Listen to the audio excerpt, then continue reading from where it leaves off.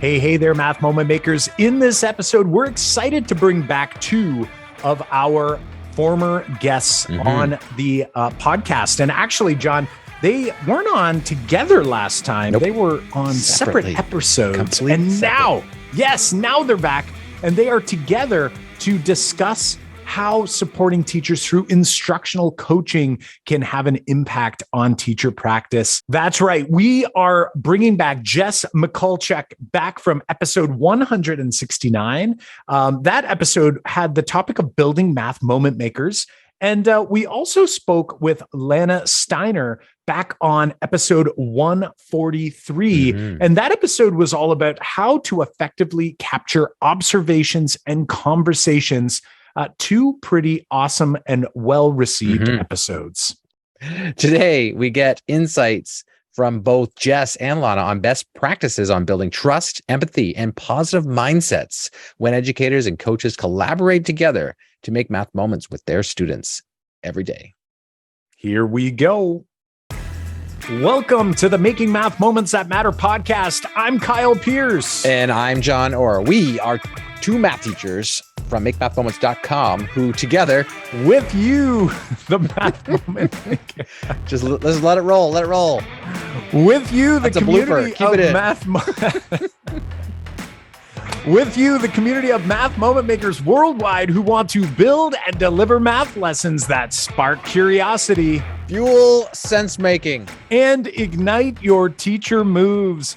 Welcome, my friends, to another Math Mentoring Moment episode. It's actually a bit of like a bring back for more math moments episode. And in our intro there, you may have caught that, we do re-record the intro every single time. And we still can't seem to get it right after 188 episodes. We've said that intro, Kyle, 188 times. And Ali, our glorious editor, always edits our bloopers out, but I think he's going to keep that one in. Kyle, in this episode, we talk with Jess and Lana all about coaching and the dynamic between a coach and a mentee and what that's like. And they talk about some best practices for us to think about working with coaches and how that works. And you know, some of those insights that I think can help people nudge them in the right direction to get coaches. As I know, Kyle, that many districts have coaches, and a lot of the time it's not like forced to work with a coach for good reason. But it also like has teachers hesitant to work with coaches. So we talk about that and how to get people to kind of nudge their way, getting closer to getting the support they need. Yeah, I love it. And, you know, as you'll hear, it's kind of nice because we get sort of both sides of the story. We get an educator who reached out to the coach and had some ideas in mind. And, you know, one thing I really liked about this, and hopefully we didn't explicitly address it, but hopefully you'll hear it throughout this episode, is that, you know, Jess had an idea in mind of what he wanted to do. And that's always a great idea. Of course, if you're just like looking for some new ideas and you just want to experiment, that's great too. But if you have something, it's like, we always talk about that pebble kicking around in your shoe. It's like, what's that pebble? And, you know, maybe focusing in on that and inviting a coach in to say like, hey, this is the thing that I'm really working on. And then together, those two minds can work together. And again, as Lana describes in this episode, she sort of helps to kind of follow that path and not sort of take the wheel from the mentee, in this particular case, Jess. So really excited to dive into this episode here with you today. So let's not waste any time. Here we go with our conversation with Lana and Jess. Hey there, Lana and Jess. Welcome back to the Making Math Moments That Matter podcast. We've got a special, this must be a special episode because I don't think, Kyle, we've had two returning guests on at the exact same time. This is pretty awesome. How have you guys been? Good. It's June. I don't even know. It feels very surreal. June always feels kind of surreal. I bet. How about Jess? Is there anything, like, it's not just June, there's something going on today. I can't remember what it is, but maybe you can let us all know. Well, today is my 40th birthday. Hey, it's a big one too. It's a big, yeah. So you couldn't imagine. It's very exciting for me to do this. And then as a birthday present, as a 40-year-old, I'm very excited. I can't even imagine being 20 and telling everyone, yeah, today I'm recording a math podcast. Yeah. I told everyone in the school today, I was like, what do you, they always ask, what are you doing? Yeah. Said, Yeah. You'll never believe it. I'm doing something I really enjoy. So that's awesome. It sounds like when somebody asked me, like, what are you going to do this weekend? I'm like, I don't know. I was thinking about maybe getting up early and writing a math task, that's like, my really, really fun, like getting in my fun space. So before we dive in here today, this is a pretty unique episode because we're actually bringing on not only returning guests who came on individually, but we're also going to introduce a bit of a coaching dynamic here, which I think is a fantastic idea to share with the audience, because we have so many educators. We're all educators, but teachers who are in the classroom. And then we also have those who are mentoring teachers, working with teachers and learning together. So we're going to have kind of that dynamic going on here. But before we do dive in, let's first just quickly remind everyone who may not remember or listening to some of the previous episodes. So for Lana, for example, on episode 143, you were helping us with capturing observations and conversations in math class. And Jess was on in episode 169 about how you can create a math moment maker. Let's start with Lana. Give them a quick little rundown. Where are you coming from? And, who are you as a math educator? So right now I'm working as a math coach, and I'm out of Horizon School Division, which is based in Humboldt, Saskatchewan. I have a master's in math education from Western University, and that's pretty much where I'm at right now. Awesome stuff. Thanks, Lana, for that. Jess, and hey, let our listeners know a little bit about you and where you're coming from. Yeah, well, I'm living and teaching in Foam Lake, Saskatchewan. Same division, Horizon School Division. And the last episode I was on, I got to interview you two, learn some great stuff. And this disclaimer is one of my highest marks. I think I got a 97 in that assignment. So thank you. Where's that 3%? Yeah, it was probably one of those things. We talk about assessment and evaluation a lot on the podcast, and the only feedback they can give is, well, I just can't give you 100, right, Jess? That's sort of the descriptive feedback that you probably received. That's awesome, and how awesome, because we were being interviewed by you. So you did all the heavy lifting, which is pretty awesome on that episode. Today, we're going to be diving in and trying to get into the coaching dynamic. And as I already mentioned, we have so many people in different roles. We have many listening that are in leadership roles. We have those go-getter teachers out there. We have a lot of new teachers out there. And we thought this would be such a cool idea. And I must say, it was your ideas that, you brought it forward and said, hey, what a cool idea to sort of get this dynamic out for people to hear. Because I'll be honest, and I'll say, when I first started teaching, there was a coach. I can't remember the name of the coach at the time, John. They were probably named something different in your district, depending on the funding. But I was sort of not really eager to dive in there. Probably maybe more self-conscious. Yep. Not wanting to be judged. Maybe not knowing what it's all about. So hopefully we'll be able to help some people with that. And there might be even some vet teachers out there who have maybe, sort of kept the door sort of closed to this opportunity. So I'm really excited to dive in. So first off, it's a good idea for us to set the stage and sort of let the audience know. We're going to ask both of you to kind of describe who you see yourself as in your role. So let's start first with Jess. How would you describe yourself as a teacher? Well, definitely evolving over the last few years. It just kind of, the more you know yourself, just seems like the better that you can be and do things that you're passionate about and you can do well at. And that's kind of what I started looking at. I wouldn't say necessarily bored in the classroom, but just because it seemed like you're repeating so many things and I wasn't really learning on my side, I started to branch out. And so within my classroom, teaching math and science and middle years and high school, there was a lot of opportunity to really dive deeper into the curriculum, I guess, rather than just kind of hitting surface level and kind of going through each unit. And kind of what you guys do. I am very curious about learning stuff, and that drives my learning. And now that I'm trying to find that curiosity or spark curiosity in the kids, you can see the engagement kind of levels are starting to go up, and just more enjoyable for me and the kids. Gotcha.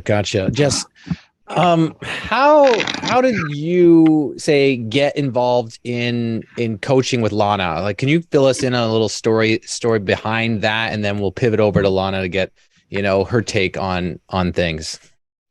Well, I guess math would be that one was my starting point.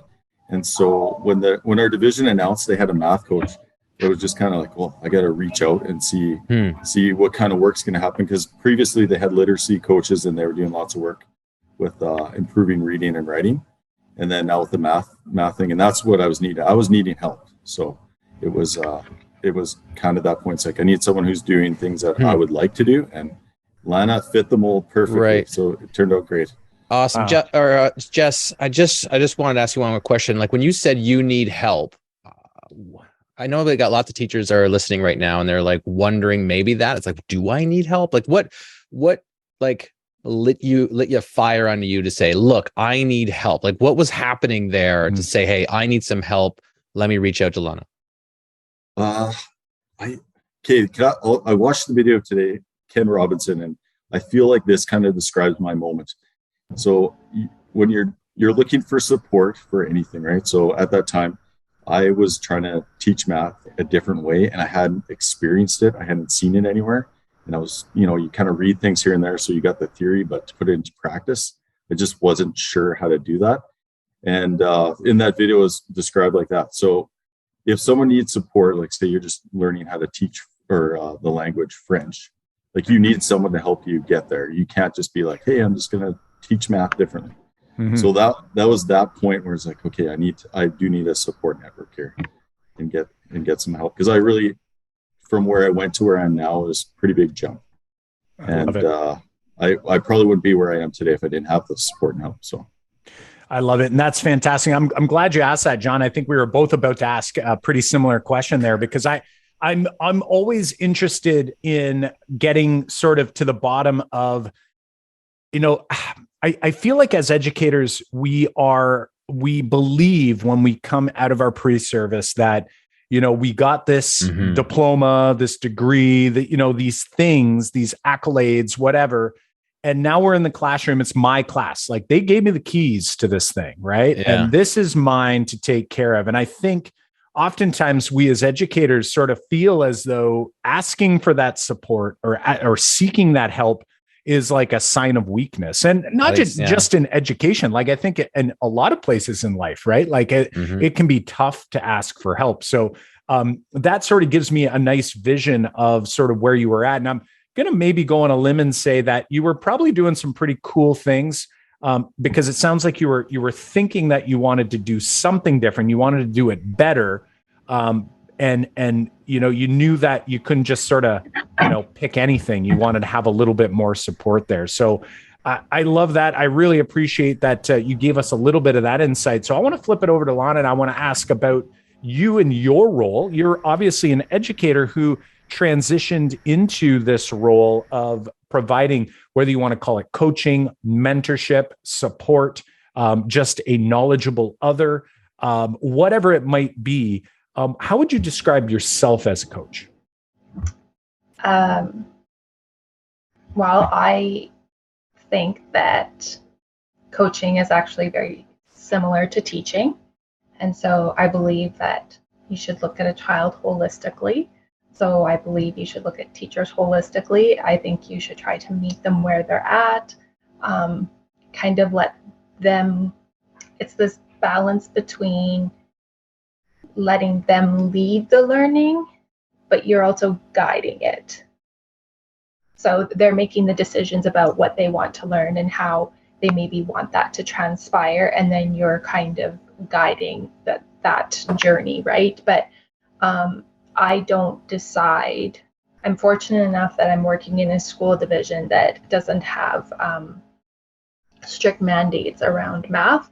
And so when I'm working with a teacher, it's the teacher deciding what they want to work on and where they want the learning to go. So there's some privilege there in that, but it's basically meeting people where they're at and taking them as far as they're willing to go. And everyone's different that way, just like kids are different in the classroom. And so just really not being like, of course, I often have a destination or a goal in my mind, but that can't be what drives, the relationship or the interaction or anything. It has to be the teacher driving that. So in order for the relationship to develop appropriately. And I also think a need has to be met. Like the teacher has a need, the coach has to be able to meet that need, or the teacher isn't going to return to the coach and work with them again. So I think those parts, meet them where they're at and make sure a need is being met. And you need to have those two things. Right. And I think that would be hard to work with various teachers and not say just want to grab the wheel and steer them exactly where they need, you think they should go. And I think that's probably in my opinion, it's got to be one of the hardest kind of things to do or not do. Lana, like what would you say, like the dynamic between you and Jess here, like Jess reaches out to you. Is that how it's set up in your district? And then you're like, let me visit with Jess. And then like, what does that first meeting look like? Or what did that first meeting look like with the two of you? Well, it was during COVID actually. So that kind of, maybe, I'm not sure, I shouldn't speak for Jess, but I think that created a layer of safety for him perhaps, because we met virtually and I wasn't coming into his space, which can be very intimidating for some teachers. And I believe he wanted to learn how to teach multiplying decimals, because he teaches grade 7, multiplying decimals more effectively. And so I was just showing him how you use a grid, like what that would look like visually, how we can support the kids. And then I'm not sure what happened from there, but the relationship continued to evolve. And then I went out there and we started doing work in his classroom. And we talked a lot about, like, the conversations evolved beyond math. We talked a lot about pedagogy in general. We talked a lot about, equity in the classroom and what that looks like. And like Jess is working on his master's, and he would tell me, oh, I'm learning about this right now, and then I would get all excited and I would share something with him. And so it evolved very organically, but I would say it was also on both of our parts baby steps. Like like I said, there was like that virtual interaction, and then there was the in-person, and then I believe I went in and did some modeling, and now we talk about lots of different things.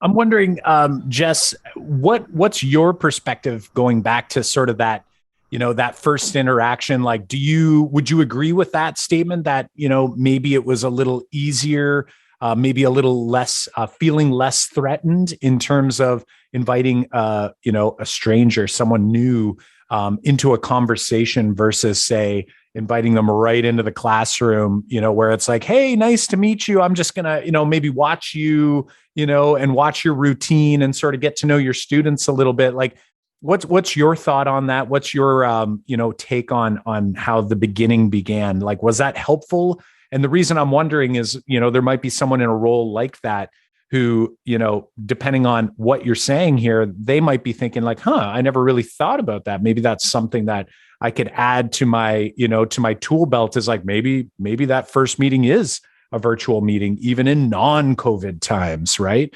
So what's your perspective on that, Jess? Like, were you like, oh, it didn't really matter? Or did that maybe have an influence on where the coaching relationship began? Well, I honestly, I apologize, Lana, but I can't remember the first online meeting we had. It was that memorable. Yeah, it was. But whenever I meet someone new, I really try and more focus on the relationship side of things. So it was, and Lana, I feel like our conversations aligned pretty quickly. I feel like our pedagogy and just kind of the direction we both were wanting, or where I was wanting to go, where she's still moving, lined up pretty good. So it made it fairly easy for us to connect and chat. And I mean, even I feel like some of our the strategy she shares with me is more the parenting side of teaching, like talking anything from, this is a life skill. Would you, talk to someone in the class like this, like all these different layers that you add in on top of actually being the math teachers. Right. But everything was very positive from my side of things. And I will say, I was going to say, you definitely got a read of where I was, and you weren't pushing anywhere, and you're just kind of in the passenger seat, helping me when I need it. So it was really good for my side.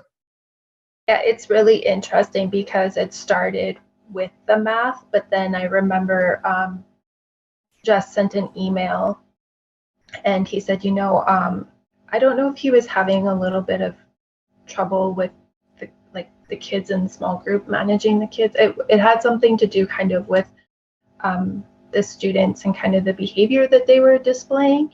And we met and we talked about that, and we started talking about, how do we co-construct anchor charts for the kids? Like, how do we be explicit about our expectations? We talked about regulation. Like like I said, it went beyond just the math coaching and the math instruction, and it went to like, how do we help these kids be the best that they can be, whether we're talking math or the classroom, or even beyond the classroom. And it was interesting because I believe you sent me an email one day saying, I noticed using, we talked about this in the context of math, but I'm doing this in science, and the transfer is really nice, and and the kids are more successful in science. And I was like, yes, this is excellent, because when teachers can, transfer that knowledge or those skills into other areas, it makes the learning easier for them, right? The more, especially in my role, I really try to connect a lot with, what are you doing in literacy? How can we make that, kind of align with what we want to happen in your math classroom? And so, it was interesting how it evolved, because like I said, it started with the math, but then we started talking about behavior and regulation, and then it kind of flowed into other subject areas as well. In your opinion, guys, what do you think is the best format for for you guys, the way you guys organize this? Like I'm just imagining, so when I've worked with coaches in my district, or when I've been a coach, there's different models of how that could work. It could be we're co-planning together, and then we go and deliver kind of lesson study style. Or it might be like, we're just going to email back and forth with any support questions. What do you got? Maybe you can answer this separately, but what do you find works the best for you? Maybe just from my side, because I did lots of just symbols, so like numbers on the board with students, and then I was trying to implement the visual and the hands-on. So for me, it was. I know Lana had lots of great examples and experience with that. So, it would be like, okay, I'm doing multiplying decimals, which is hilarious. I just did that today. And so she showed me on the grid, the 100 chart, and how you can connect to the visual. It's like, hey, this is what it looks like on the 100 grid. And then when you apply them together, and then it helped the kids kind of see, okay, that's why the decimal is there. And this is, with and you showed me, I think it was Joe Bowler's video too, that Lana showed with the 3. I can't remember the terms ever, but you're very good with the terms. Jess, is she coming to your school and you're meeting, say, on your prep time, or is this before school or after school? Like what are some of the logistics? I'm just thinking, if I'm a teacher listening at home right now, it's like, how does that work? If I'm like, am I meeting after school, between classes? Like, how does that look logistically?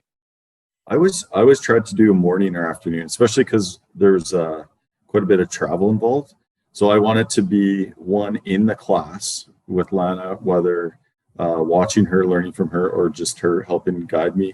And then I wanted to do the planning piece as well, some learning from her and then planning. So I always tried to look at my schedule and be like, okay, what do I got? I got math and a prep. I'm going to bring you in on, here's these days that I'm free. And then between us, we'd get it in the schedule, and then that way it'd be multiple hours within the class and outside. And that's what I really wanted, because I felt it would connect it kind of everything together. I love it. Yeah, I love it. Go ahead. There's times where I feel like being there is what the teacher needs. And then there's times where, like I remember the one time Jess had a question and it wasn't really appropriate to answer it via email, or it just wasn't a good fit. And I said, can we chat for 15 minutes virtually after school? And he's like, yeah, I can do that today. I think that even happened the same day, that one.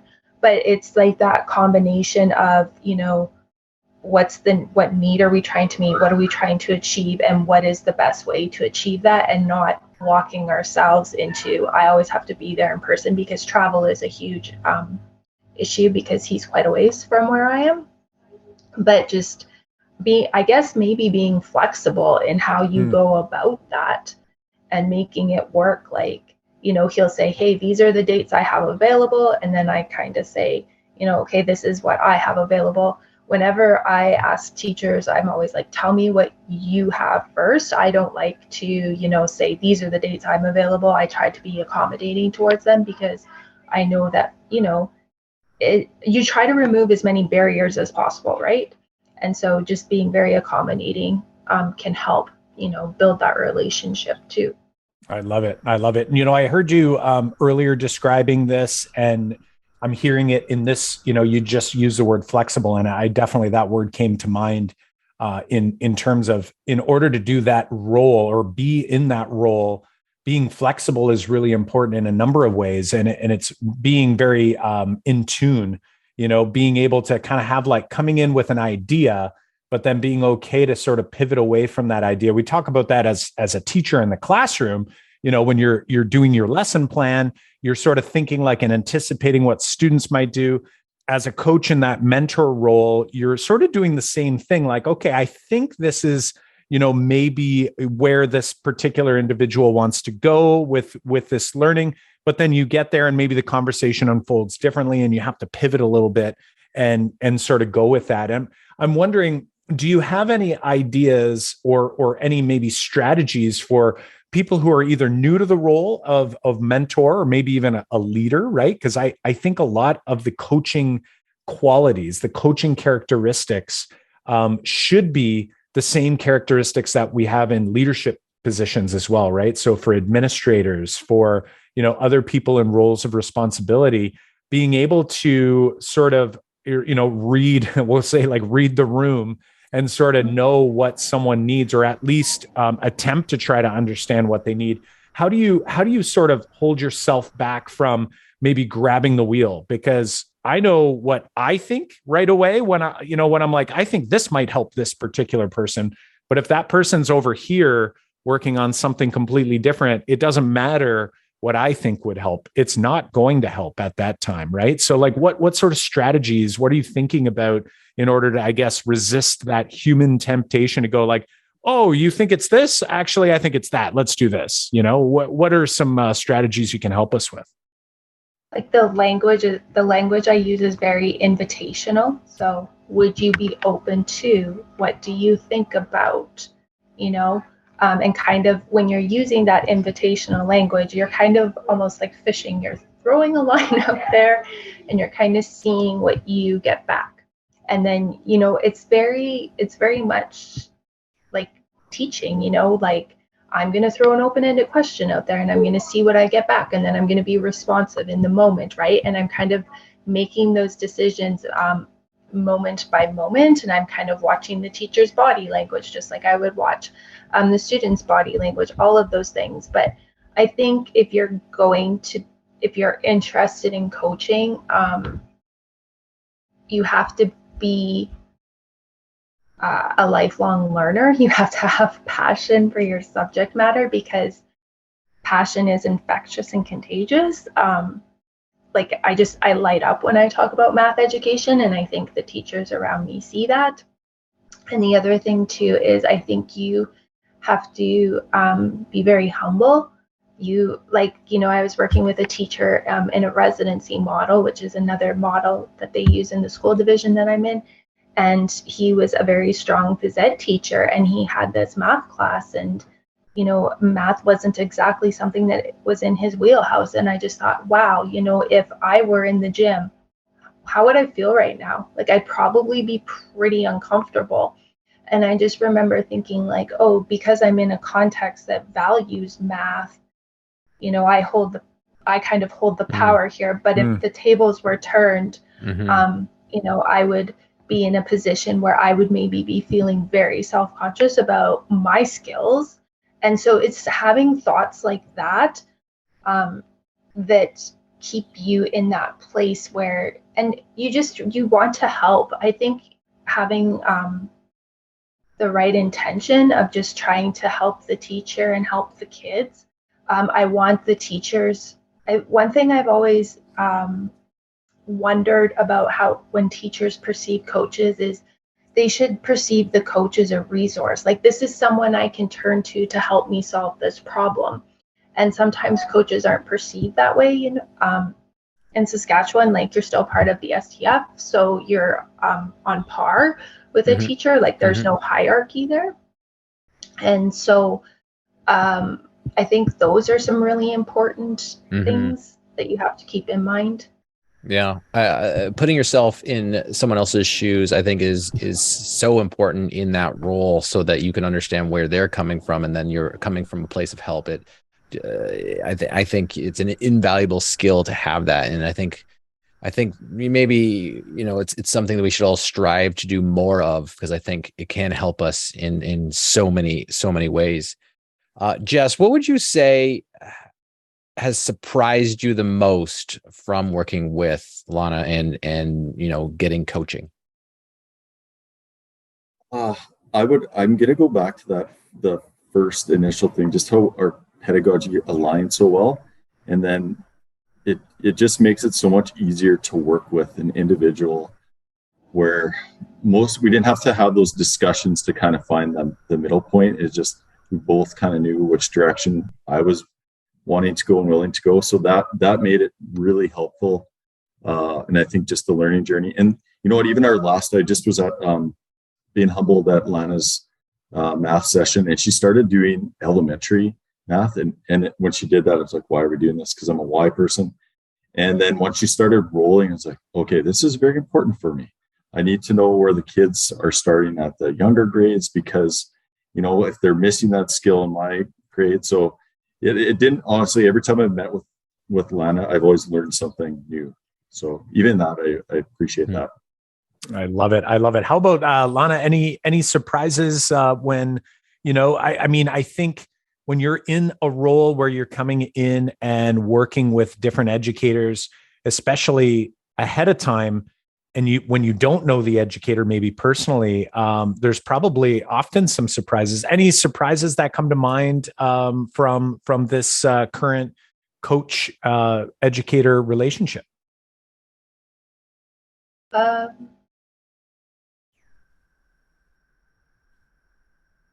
Like the relationship with Jess in particular, or in general?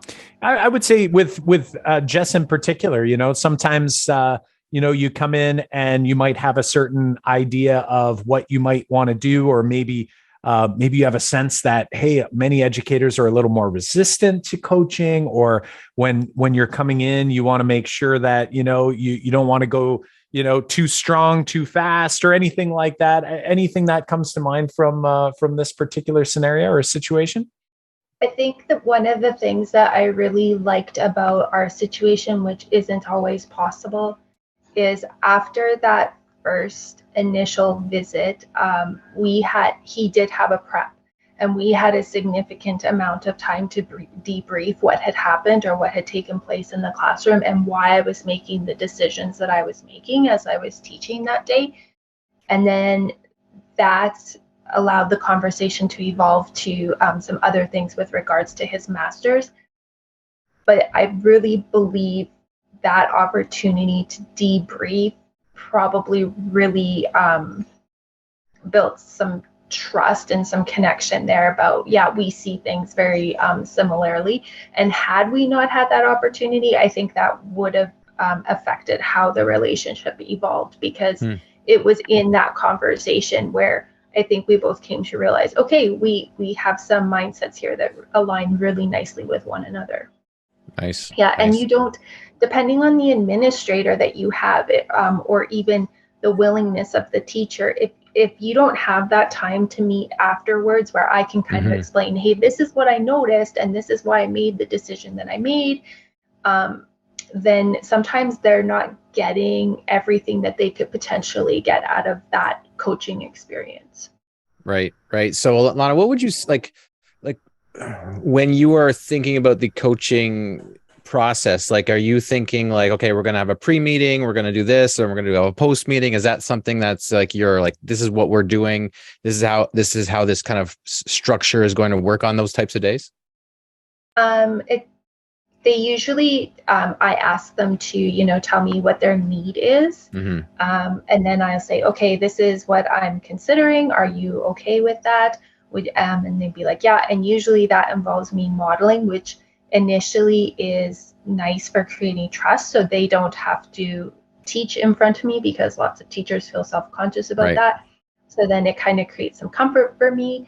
And then like I said, if you have the opportunity to debrief afterwards, it really allows that connection and those conversations to evolve. We have a model here called the residency model, where you spend a significant amount of time in one school. And sometimes when you're in a residency model, you're going from grade 1 in period 1 to grade 3 in period 2, and you're bouncing a lot. And you don't get that opportunity to debrief in a really meaningful way. You might at the end of the day or at lunch, but it's harder. Whereas, like I said, with Jess, we had that opportunity to really debrief and really go deep. And I think that subsequently allowed the relationship to evolve, more meaningfully. I love it.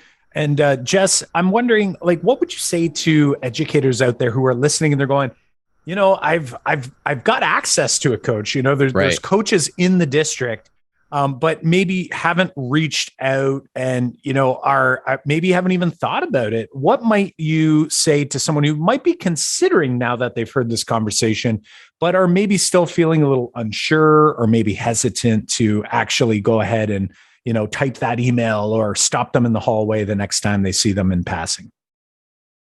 Well, I was actually thinking about that question when Lana was talking, because there's some really strong math teachers in my school here. And so I approached them first and asked them. But again, it just, they couldn't help me move in the direction that I wanted to. So then it was a huge risk for me to reach out to ask Lana to come into the school, because there's a lot of uncertainty. It's like, hey, she's new to the division. Why is Jess asking someone outside the building? Because we have all these strong math teachers in the building. So it just, you gotta kind of look out for yourself and take that risk if that's what it is. Sending an email is not gonna, like, it might be challenging for some people to do, but it's like, you never know what's gonna happen unless you take that first step. So It was very positive for me, and I kept moving in the direction. And then even one of the other math teachers, we've had some conversations about some of the newer stuff and the changes I've made. So it's starting to branch outside of my classroom, which is exciting as well. Nice. It's like you have to be brave for only really 10 seconds, that time it takes you to write the email and hit the send button. And then you don't have to be brave anymore, right? It's like, it's gone. It's like that momentarily brave moment. And then it's out there. Lana, what would you, if you had a big message to leave with the listener right now who's listening, they're kind of leaning in right now and they're waiting for you to say something about coaching, what would you say is a big takeaway that you'd want to leave them with?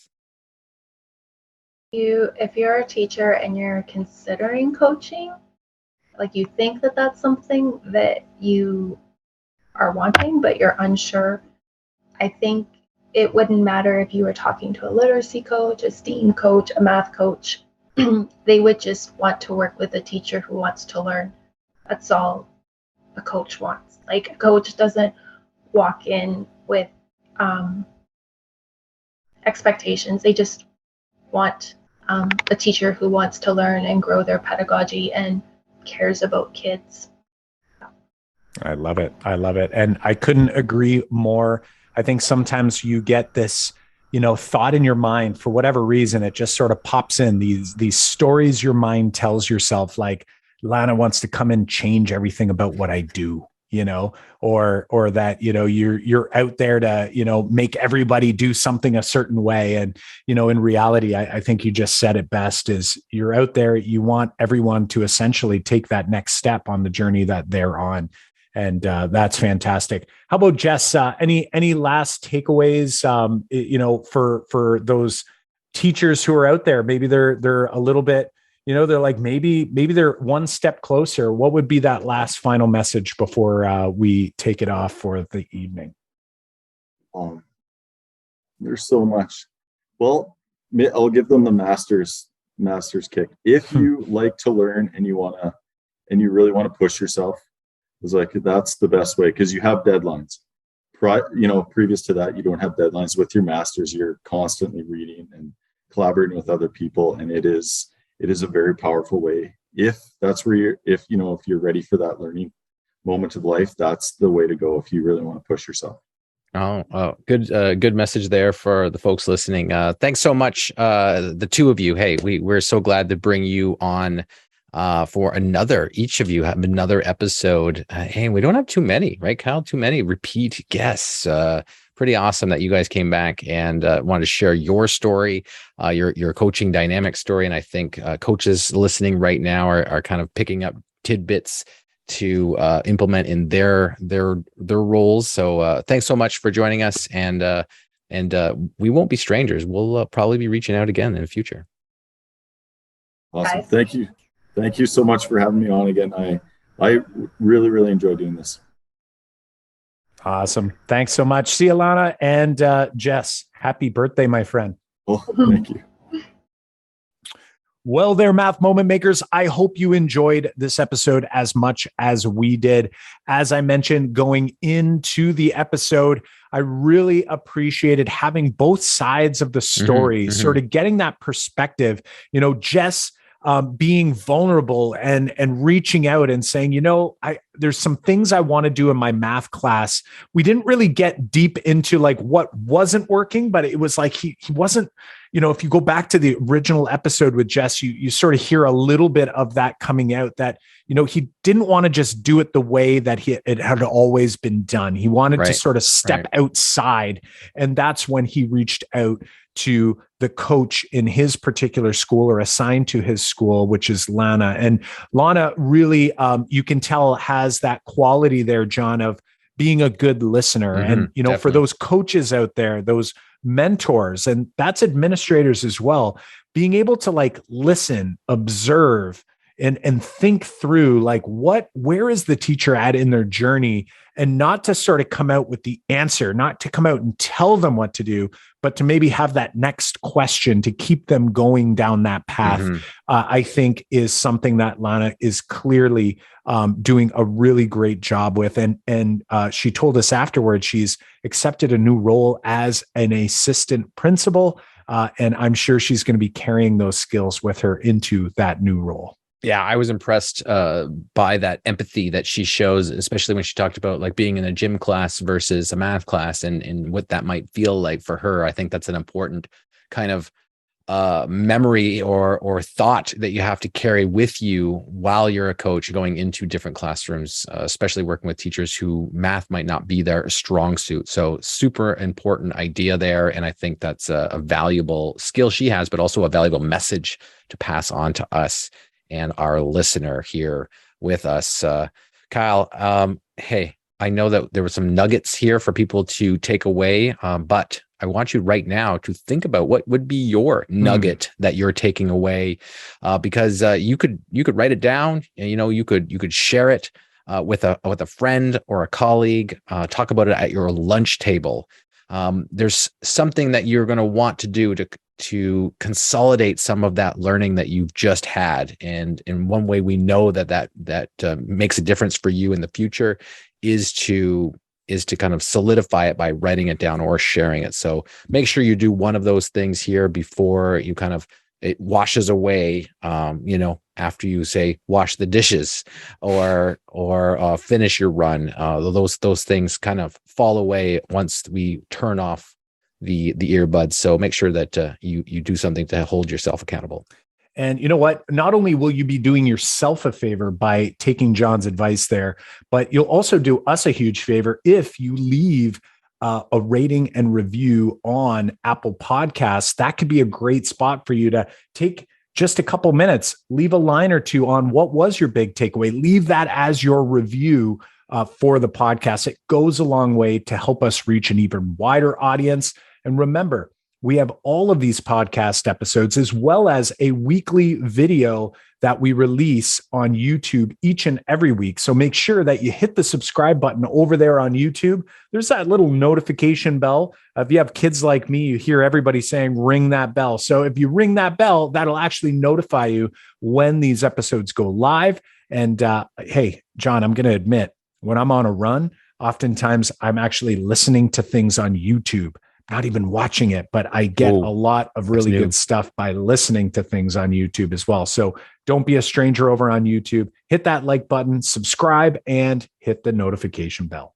Show notes and links to resources and complete transcripts to read from the web or download and take with you. Head on over to makemathmoments.com/episode 188. Again, that's makemathmoments.com/episode 188. And friends, you know what I heard from someone recently? They said some of their favorite episodes are our math mentoring moment episodes, where we bring in math moment makers just like you who are working with an idea. It's like, think of John and I as almost like your mentor, where you can reach out to us with that problem of practice and we can work together to try to find some next steps, some ideas. What you're not going to get is us coming back at you with the right thing to do. We're going to be asking you questions. We're going to dig deeper, and all together we'll all learn something from the experience. So if you want to be on one of those episodes, we'd love to have you. Go ahead, fill out a very short form over at makemathmoments.com/mentor. That's makemathmoments.com/mentor. And you might be getting an email with a booking calendar link real soon. Well, until next time, Math Moment Maker friends, I'm Kyle Pierce. And I'm John Orr. High fives for us. And high five for you.